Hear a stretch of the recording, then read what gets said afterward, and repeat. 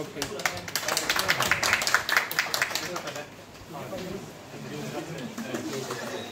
भैया सर का तक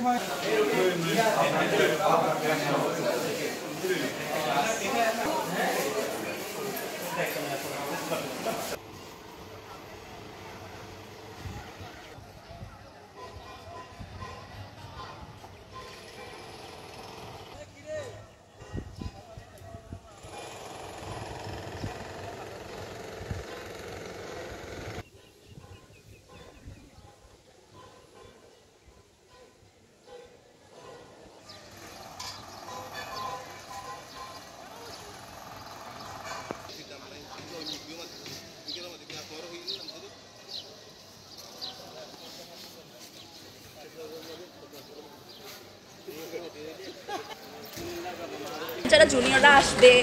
আমাদের পরের ব্যাচগুলো ওদের সেই কষ্টটা হয়তো করতে হবে না আর আরও ভালো করে জিনিসগুলো জানতে পারবে মানে মেডিকেল ছাড়া আসলে একটা প্র্যাকটিক্যাল জায়গা ছাড়া এই নলেজে আসলে মানে 50%-এরও কম হয়েছে এটা যে আমরা শুধু মানে পড়ালেখাটা বইয়ের মধ্যে থাকলে হয় না এটাকে অ্যাপ্লিকেশনের জায়গায় নিয়ে আসতে হয় কিন্তু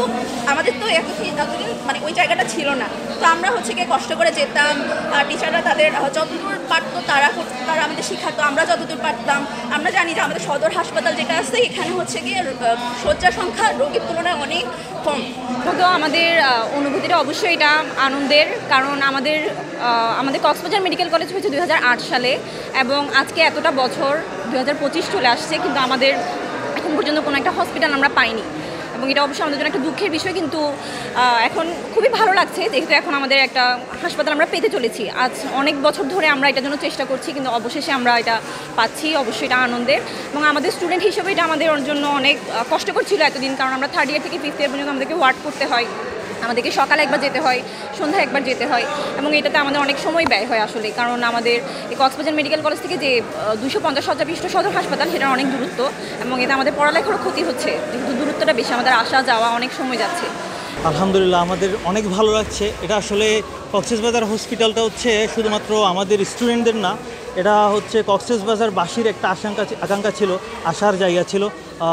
আলহামদুলিল্লাহ দীর্ঘ 17 বছর পর আমরা কক্সবাজার মেডিকেল পেতে যাচ্ছি একজন কক্সবাজার মেডিকেল কলেজের শিক্ষার্থী হিসেবে তো বটেই আমি কিন্তু একজন কক্সবাজারবাসী হিসেবে কারণ আমার বাড়িও কক্সবাজার আমি অত্যন্ত আনন্দিত হয়েছি। জায়গাটা হচ্ছে এদিকে সামনে যে একাডেমিক ভবনের সামনে যে বিশাল মাঠটা আছে